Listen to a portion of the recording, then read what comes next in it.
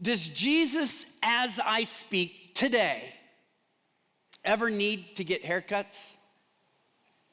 Does he need to trim his fingernails? That might seem like bizarre speculation, but there's an important truth behind it. What form is Jesus in today? Has he just been absorbed into some spirit? Or does he have a body? And if he has a body, where is that body? Where is that place? These are crucial questions. When we remember where Jesus is right now, who he is and in what form he is right now, and what he's doing right now, every day will be different. There will be a new glory and hope and joy in your life. If you ignore the ascension, you'll be living half a Christian life. We're continuing on in our series on the book of Acts. Last week, Kurt talked about Jesus promising to send the Holy Spirit. The second major event in the book of Acts is the ascension of Jesus. Let's read it here from Acts chapter 1, verses 9 through 11. After saying this, he, Jesus, was taken up into a cloud while they were watching, and they could no longer see him. As they strained to see him rising into heaven, two white-robed men suddenly stood among them. Men of Galilee, they said, "Why are you standing here staring into heaven? Jesus has been taken from you into heaven, but someday he will return from heaven in the same way you saw him go." Now, there's so much going on here.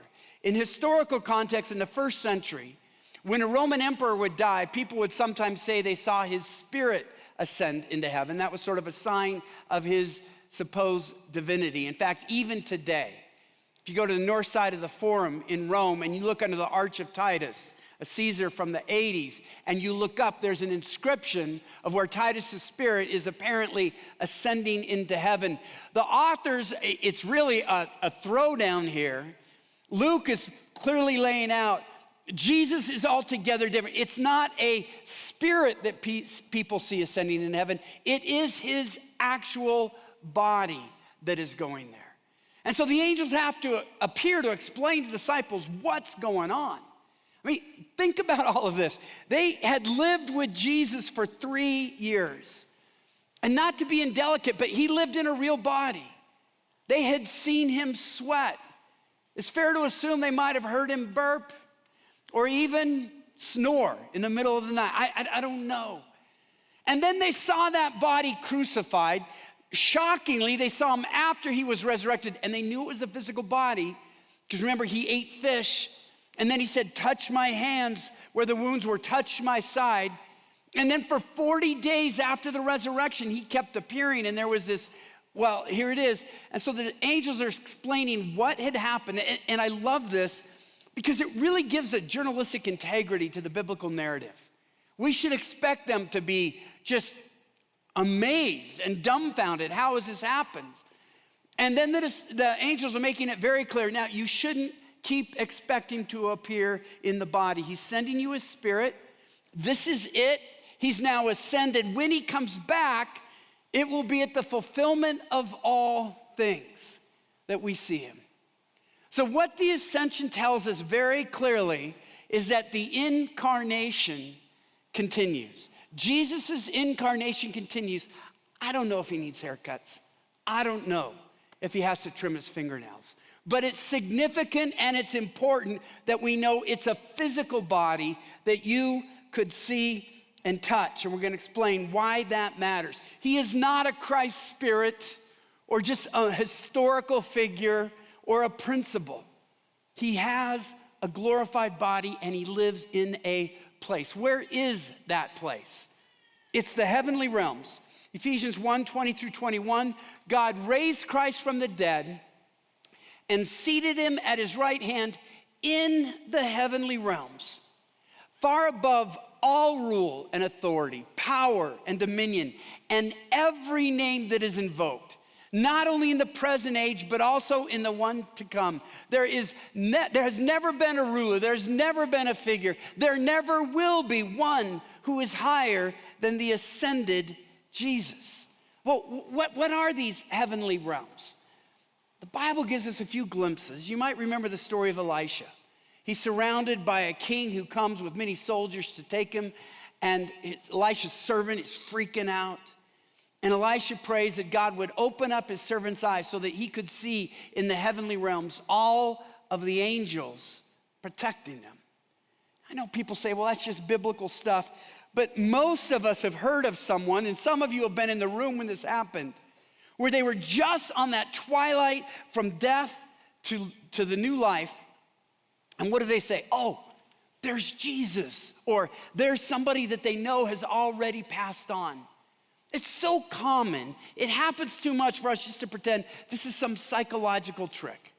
There's this reality that somehow God allows some people at that moment to see the heavenly realms. N.T. Wright, the renowned theologian, puts it this way: heaven in the Bible is God's space, and earth is our space. It's not a location within our own cosmos of space, time, and matter, in the sense that we could get there if we had the right rocket or if we had a telescope, we could see it. Jesus didn't go into space as we think of space. Instead, as Wright explains, heaven and earth are two interlocking spheres of God's reality. The risen body of Jesus is the first, and so far the only object, which is fully at home in both heaven and hence in either, anticipating the time when everything will be renewed and joined together. So the reality is Jesus has a physical, glorified body. But here's the wonder of Jesus. By his Spirit, he's able to be present to all of us all the time. If he had stayed in his earthly incarnate body and hadn't ascended to heaven, we could line up to meet him and shake his hand, but he wouldn't be present to all of us at the same time. It is amazing what we have in our God. There is no God like the true God revealed in Jesus Christ. But if that explains the ascension, what does the ascension mean for us, for people like you and me? The first thing it means, it gives us tremendous hope that Jesus is preparing a place for us. Jesus said in John 14:3, if I go and prepare a place for you, I will come back and take you to be with me, that you also may be where I am now. No matter how bad things may be going for you right now, it could be health issues, it could be relational issues, it could be financial issues or whatnot that just don't seem to abate. You will find great hope when you remember that Jesus is preparing a place for you. He will take you where he is now. And this is Jesus, who was a builder on earth, and now he's building a place. And look at how good of a builder he is. Just look around us. Go outside, we see the mountains, we see the beauty of God's creation. That God, that builder says, I'm preparing a special place for you. This is the contractor of all contractors.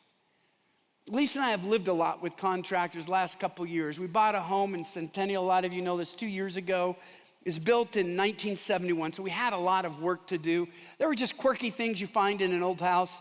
I took this video on the day that we closed. There was this drawer underneath the island in the kitchen. I thought, what do you put in that drawer? And how can you get it out? Your hand doesn't fit in there. It was just crazy. That had to go. Every toilet room in the house was carpeted around the toilet. And they had raised 2 boys in that house. I don't trust the 100% accuracy of 2 boys who are growing and in different stages of sleep. That had to go as well. But I was grateful we didn't have some other crazy things I've seen contractors do, like this one where the contractor apparently assumed the person has very long arms to get the job done. We got one of these letters. Have any of you gotten a letter from Denver about you're using more water than your neighbor? What if you have a neighbor who's a widow and spends half the year in Arizona, right? Of course we use more water than our neighbor. We didn't put in the shower, but when somebody sends me something like that, it tempts me to say, okay, I'll show you how I can use water. There's another kind of shower you could put in. This is for the really sad people who just want to sit in the shower and cry. It's right there. You could just ball up and you're right there. Or the contractor who decides he wants to make neighbors really friendly, so you know everything that's going on in their life. Or the contractor says, you want stairs? Sure, I'll give you stairs. The only problem is you have to go out the window to use those stairs. This next one amazes me. I think this is what happens when mushrooms become legal and then they lay tile. You're looking at it like what? How does that happen? You think, I'm just gonna break all of the rules here? We had an issue in our house where one of the doors was put on and it swung in the wrong way. So you can do one of two things. You can change the hinges as we did and put the door on the other way, or you can just do what this contractor did and cut a hole in the door that will just go right around the toilet. This next one and the last one, it seems a little passive aggressive to me. The contractor says, fine, you want a throne? I'll give you a throne with steps to go up to the throne. Jesus isn't a crazy contractor. He's a builder who's preparing a place for you, and he knows how to build. And my heart has really gone out for a lot of you this week as I prayed for you, because some of you are living disappointing lives. And as a pastor, I can't tell you they'll all be fixed. I've walked with some of you where the health hits keep hitting again and again. The relationships don't get reconciled. The work situation doesn't improve. The revenue doesn't come in. And we can be overwhelmed by that if we just focus on this world. The ascension reminds us there's another world. We will be where Jesus is now. John Calvin puts it this way. We look to our head who is already in heaven and say, although I am weak, there is Jesus Christ who is powerful enough to make me stand upright. Although I am feeble, there is Jesus Christ who is my strength. Although I am full of miseries, Jesus Christ is in immortal glory. And what he has will someday be given to me, and I shall partake of, what's this word? All his benefits. This is how we must look at the ascension, applying the benefit to ourselves. In a few weeks, we'll get to the story of Stephen. And you might remember his story. He was stoned to death, the first Christian martyr. And on the verge of being stoned, he looks up and he says, look, I see heaven open and the Son of Man standing at the right hand of God. Seeing the ascension, that was where God allowed him to see the heavenly realms, gave him the courage to face a terrible death. Us meditating on the ascension and remembering the ascension gives us the courage to live a disappointing life, knowing this life doesn't define us. Others of you have an entirely different issue that the ascension addresses. Your life is too comfortable. I don't mean too comfortable. God's kind to you. He's merciful. I'm not saying you should feel guilty about that. But you might be in a place where you don't even think about the next world, because this world has turned out pretty well for you, and you just call it home and you make it your home. But when you understand the ascension, that Jesus is preparing an even better place for you, you might have a mansion that looks like this. In comparison to where you're going, it actually looks like this. So don't get too comfortable in this world. Lay your head down in this world, fine, and thank God for it. Don't lay your heart there. Jesus said that we should be focusing on his kingdom. And the ascension tells us there is another world, an eternal one. Just compare where Jesus lived. Where was he born? In a stable. How many sets of clothes did Jesus have as an adult? One. Where did he live? Nowhere. He had no address. He was supported by wealthy women and a few others. He had nothing that this earth thinks is essential for happiness and luxury and purpose. And yet we see where he ends up, reigning at the right hand of the Father in the heavenly realms. That's where our heart should be as well. The second thing the ascension tells us is that Christ reigns. The ascension means that Jesus rules. Earthly monarchs ascend an earthly throne. The throne in Great Britain is at the Palace of Westminster. But what happened when Elizabeth died? Her reign ended, and King Charles' reign began. Jesus' reign is entirely different because Jesus' reign has no end. Psalm 45:6, your throne, O God, will last forever and ever, and his reign is over every jurisdiction. Elizabeth and Charles reigned over a certain part of the world. Jesus reigns over every world and every country. Dr. Scott Dawson has written a wonderful book. If you want to get into the theology of this, because just frankly, a 35-minute sermon can't do justice to the ascension. If you write down this name, he wrote a book called Jesus Ascended. It's a seminary level book, but it's great. I know I'm always hawking books, but I think books are cool things. So here's what he says. The ascended Jesus is the reigning Jesus. Of all the meanings of the ascension, this one is preeminent. Jesus has gone up to the right hand of God the Father, exalted above every name and power. He reigns. And I know we've already read this verse, but I want it to sink deep into our souls. He gets this from Paul's words to the Ephesians. God raised Christ from the dead and seated him at his right hand in the heavenly realms, far above all rule and authority, power and dominion, and every name that is invoked, not only in the present age, but also in the one to come.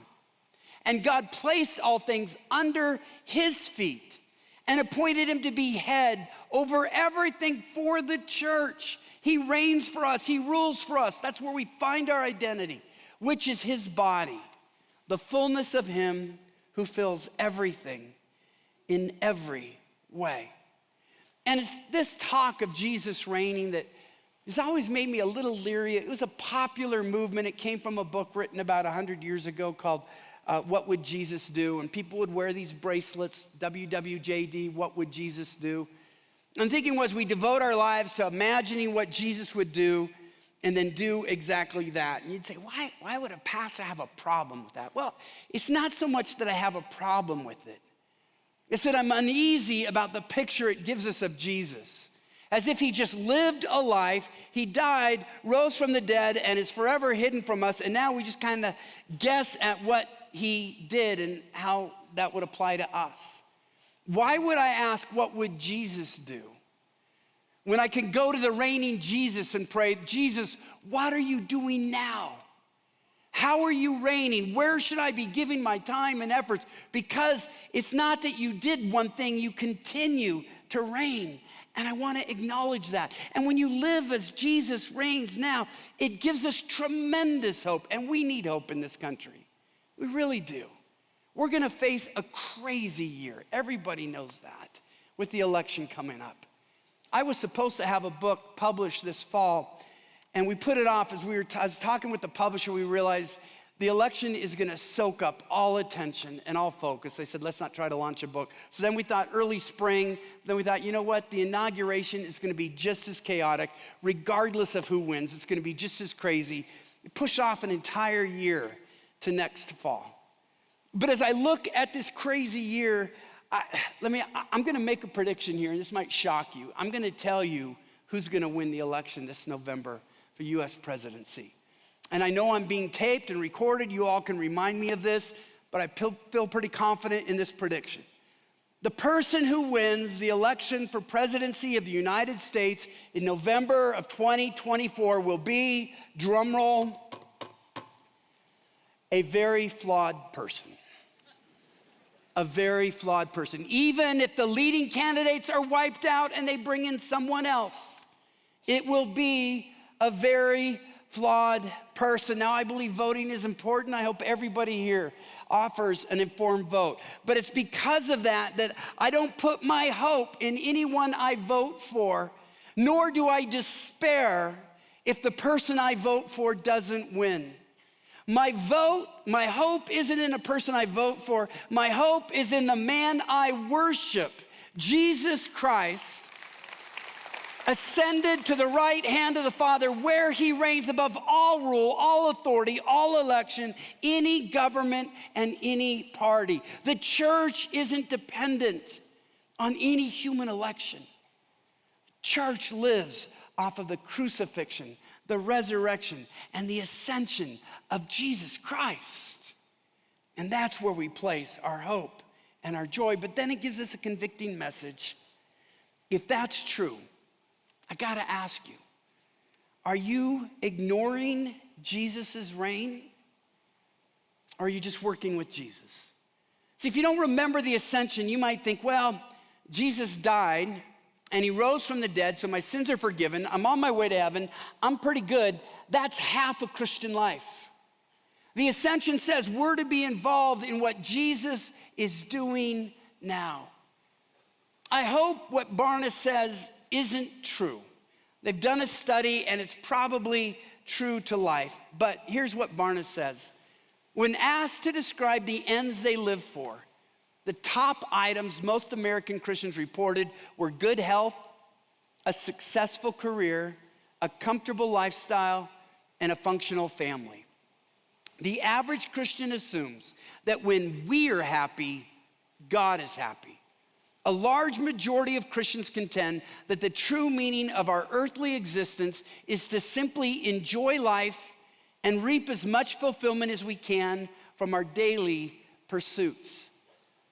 That might be the American dream. It is not the Christian life.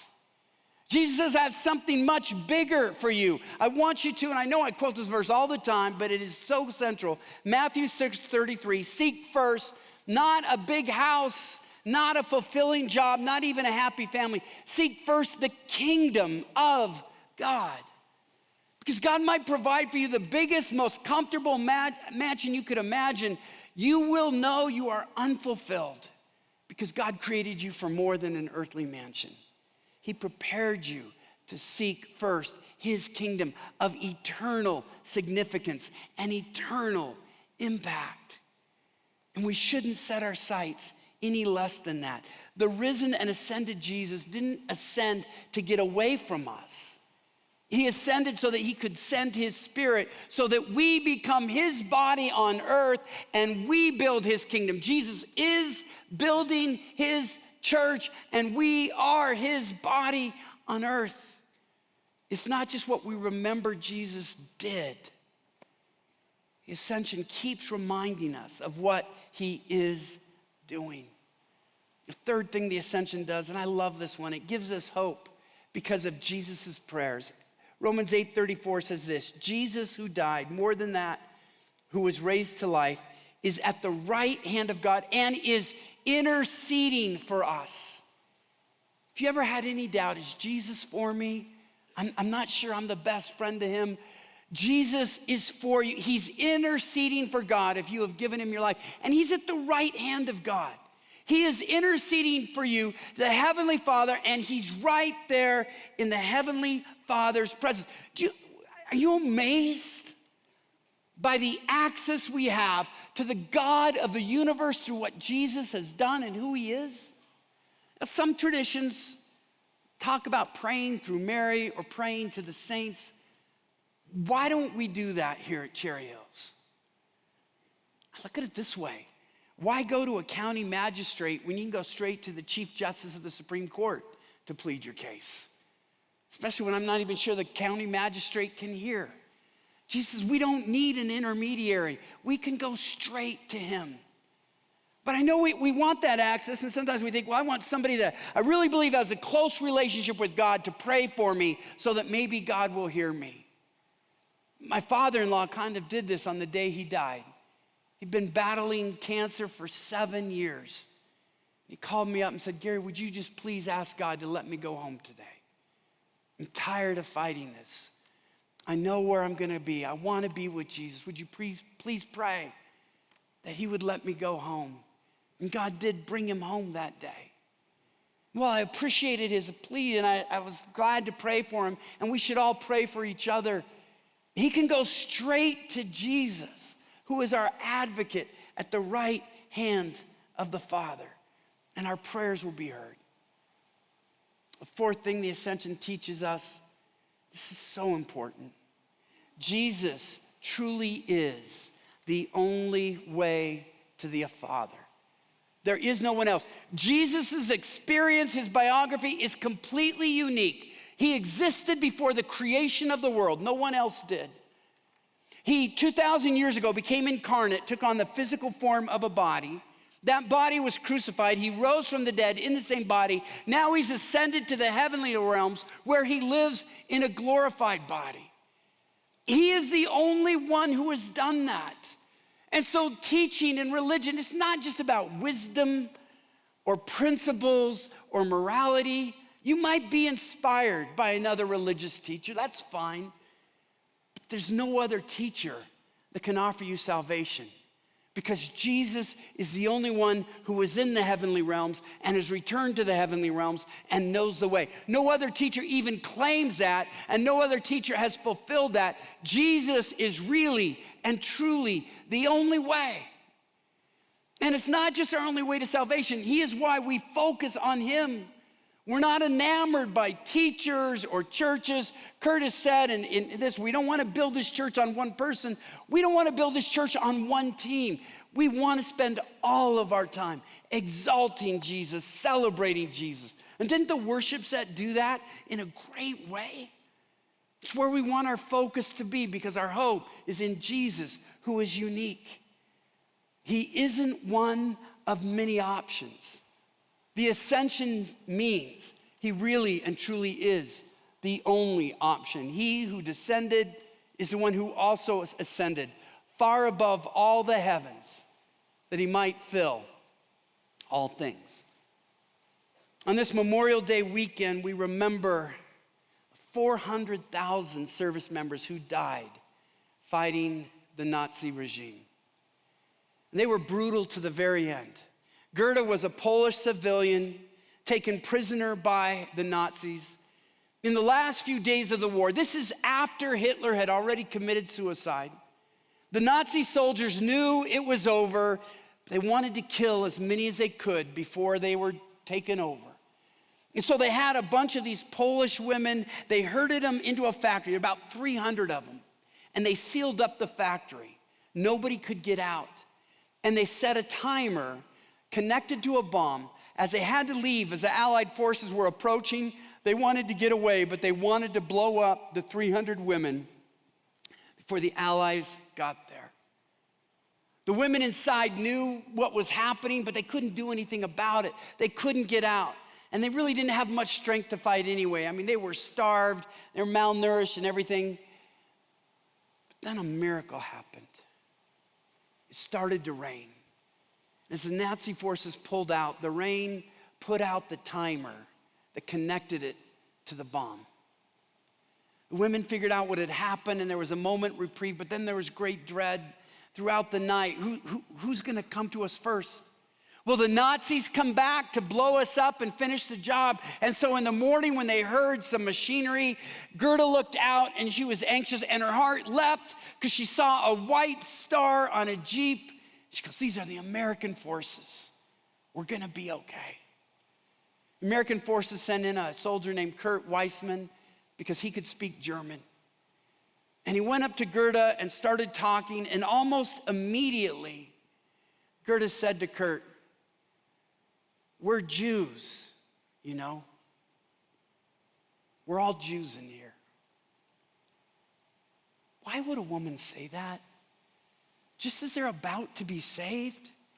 Why does she want to put that out front?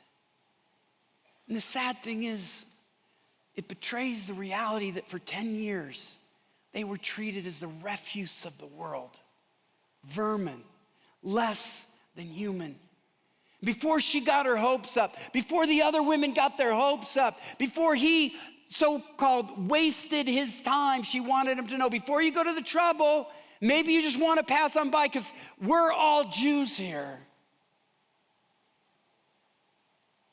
Kurt was overwhelmed, and he was silent, and Gerda misunderstood his silence. She's thinking he's deliberating. Is it worth it? Should we just pass on by? But he wasn't silent to figure out what he was going to do. He was silent because he's trying to get his emotions in check. Till finally he said, I am too. And Gerda's heart leapt. It said one of their own. He belonged to them. He was one of them. Maybe this could really happen. And then Kurt said, can I see the other ladies? And Gerda remembers she was so overwhelmed that she couldn't remember the last time they were called ladies. And then what Kurt saw, he'll never forget. Very few of the women could even sit up. They were malnourished. They were unshowered. They were dehydrated. Some were sick. They didn't even have the strength to acknowledge him. The American Cross brought in their trucks. They sent the women out to the hospitals. Kurt was so impressed by Gerda's leadership and her strength, and they began to talk at the hospital. He visited her as often as he could. But as Gerda started to get better, she didn't know what she was gonna do. When she could contemplate leaving the hospital, where would she go? Her hometown had been blown up. The Nazis had killed literally every one of her family members. She was completely alone. And when she was talking about this, Kurt said, well, I would like for you to come to America. So, well, Kurt, what would I do there? Kurt looked at her and said, for starters, you could marry me. Gerda said her heart leapt. She remembers it was the happiest day of my life. It's the picture of Jesus and the church. We were under the most brutal spiritual dictator of all times who seeks to kill and steal and destroy and to ruin us because that's how he is. Jesus realized to reach us, to save us, he had to become one of us. And so he did, taking on a body. He became one of us. And then he saved us. And even more than that, he took the amazing step of saying to the church, I don't want to just save you. I want you to become my bride. And I want to take you to my country. Country that isn't blown up, a country that isn't ruined, a country that isn't ruled by evil forces. You will come to my country. That's the picture of the ascension. It's the wonder of the Jesus that we worship and love. There is no one like him. In the crucifixion, our sins were paid for.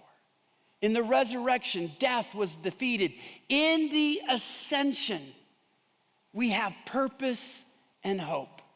Jesus reigns, and he says, reign with me and hold on to the fact that I will take you one day where I am now. So if you're one of those people where, forgive my language, life sucks for you right now, and it has for a long time, I can't promise it's always gonna get better. I can promise you what Jesus promises you.